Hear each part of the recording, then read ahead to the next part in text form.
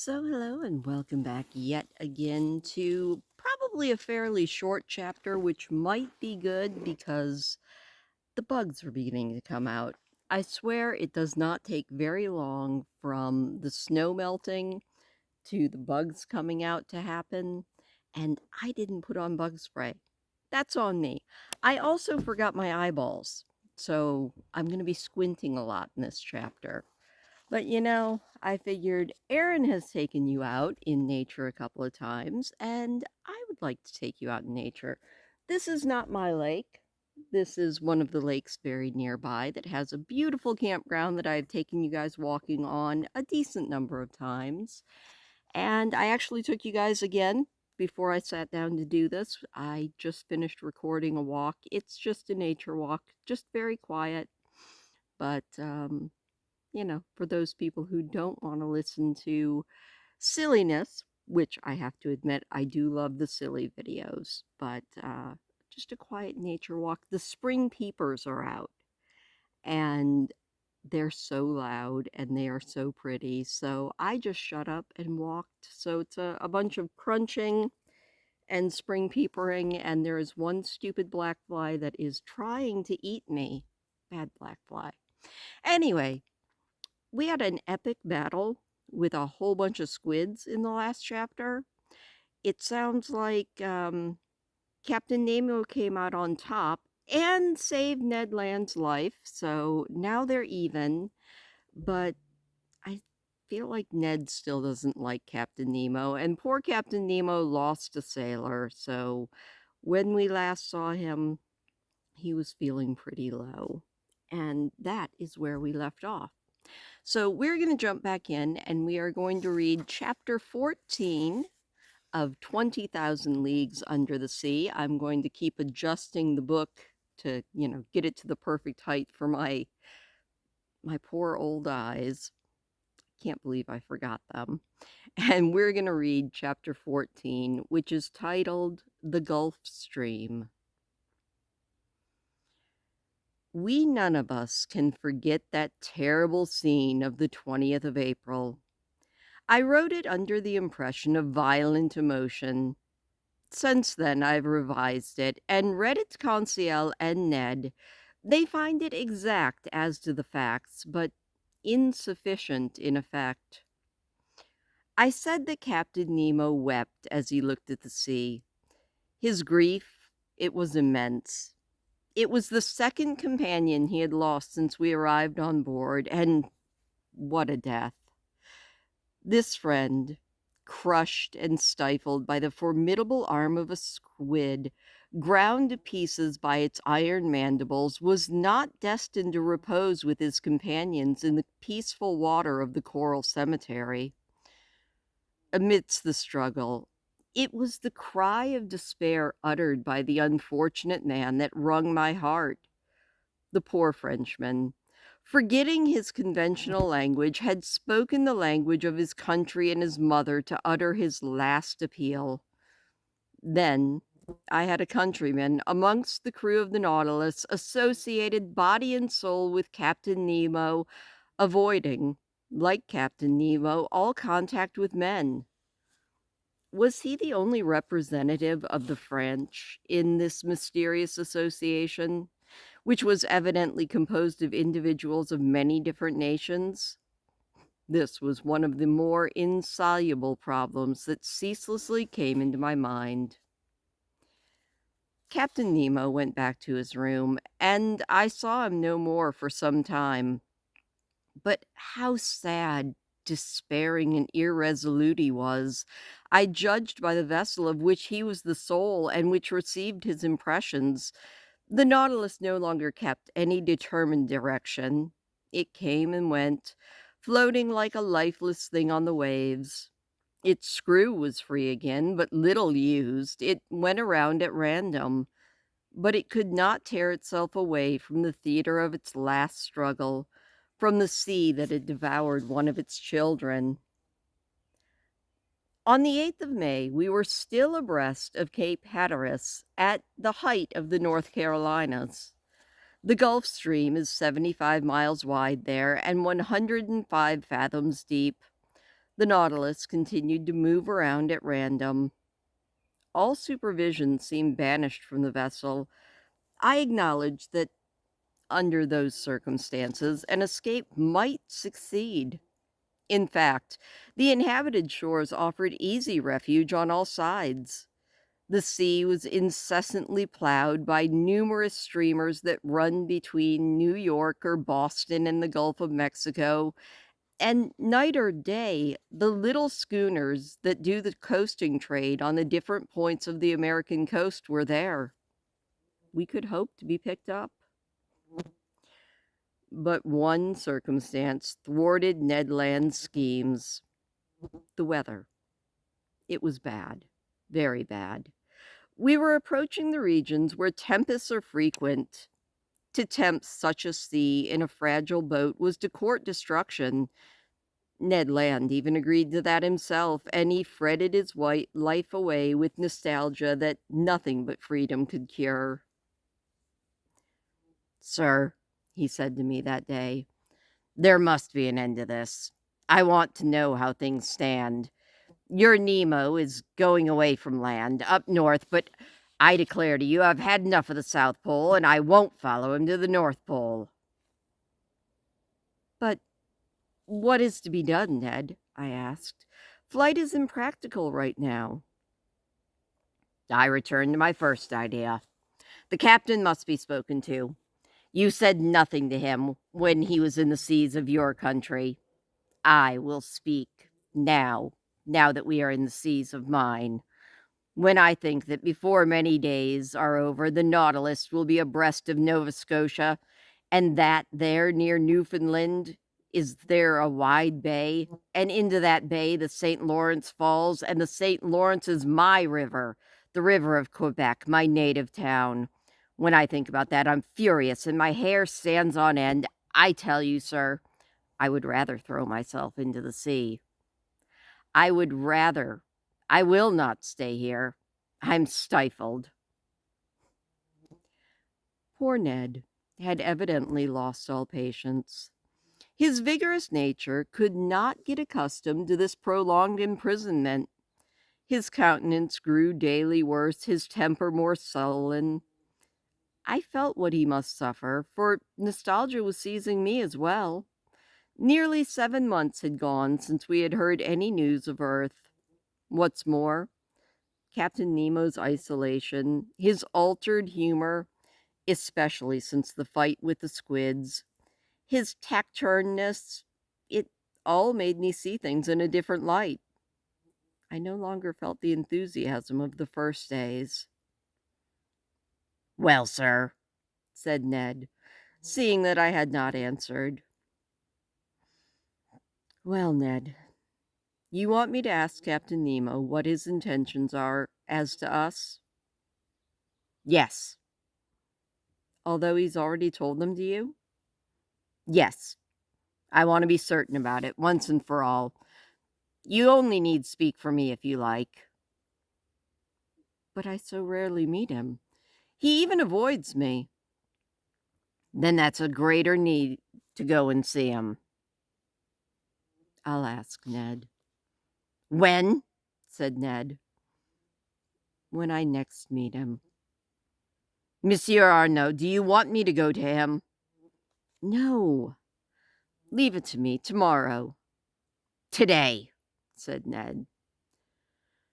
"Very well. I will see him today." I replied this to the Canadian, who certainly would have compromised all by acting on his own accord. I remained alone. Once decided to ask, I resolved to be done with it immediately. I like things better done than to be about to be done. I went into my room. There I heard someone walking around in Captain Nemo's room, and I could not let this occasion of meeting him slip. I knocked on the door. I obtained no answer. I knocked again, and then I turned the handle, and the door opened.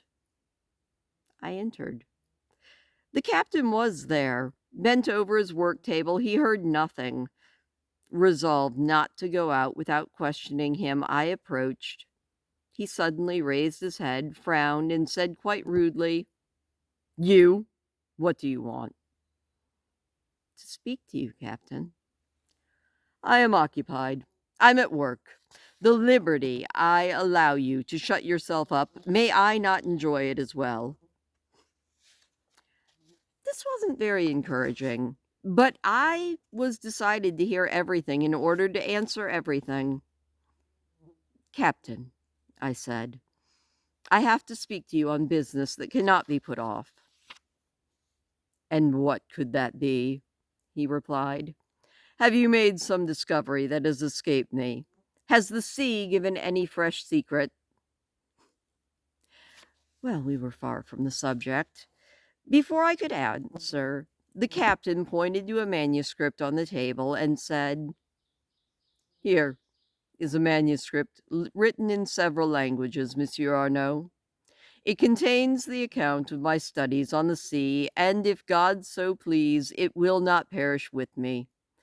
This manuscript, signed by my own name, completed by the history of my life, will be enclosed in an insubmersible case. The last of us on board the Nautilus will throw the case into the sea, where it will go where the waves carry it. The nerve of this man. His history, written by himself. Then the mystery that surrounds him will be one day revealed, but at that moment, I only saw in this an opening for me. Captain, I said, I can but approve the idea that influences you. The fruit of your studies must not be lost, but the means you employ seem to me primitive. Who knows where the winds will carry that case, or in whose hands it will fall? Couldn't you find a better way? Could not you, or one of your men, or— Never, said the captain. But I and my companions will preserve your manuscript if you give us liberty. Liberty, said Captain Nemo. Yes, Captain. And that is the subject I wanted to ask you about. We've now been 7 months on your vessel, and I now ask you, in the name of my companions and myself, do you mean to keep us here forever? Monsieur Arnaud, said Captain Nemo, I have only the same answer to give you that I gave you 7 months ago. Whomsoever enters my vessel never again leaves it. But that's slavery. Call it what you will. But everywhere a slave keeps the right of recovering liberty, whatever means offer, he has the right to consider them legitimate. Who's denied you that? Said Captain Nemo. Have I ever asked you to bind yourself by oath? The captain looked at me and folded his arms.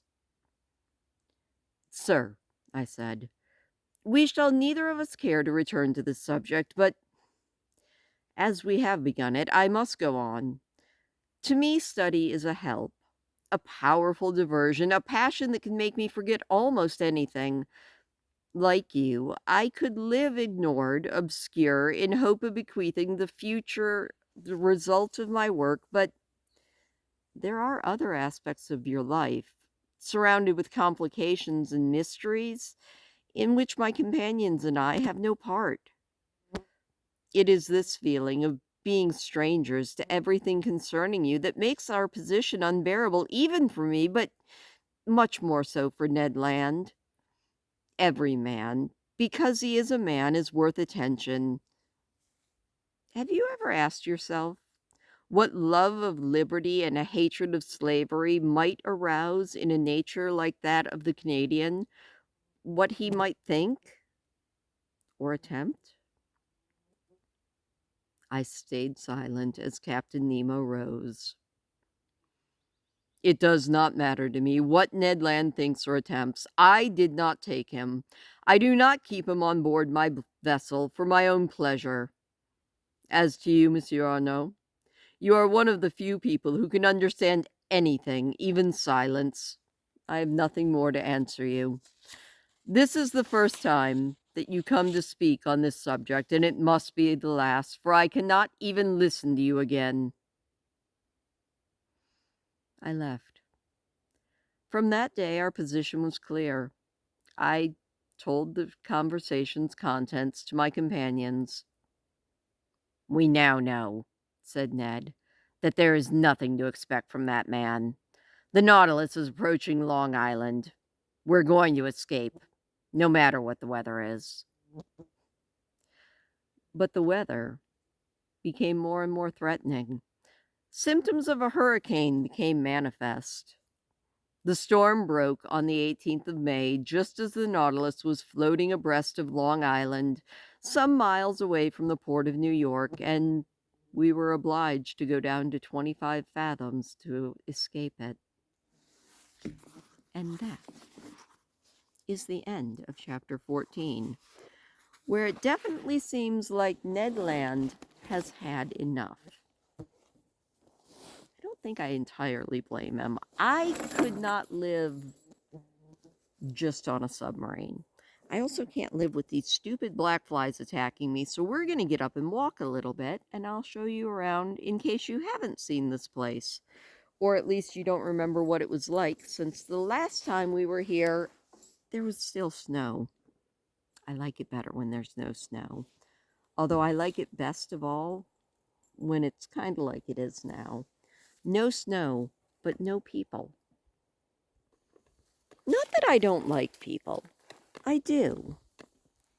I just happen to also really like the quiet.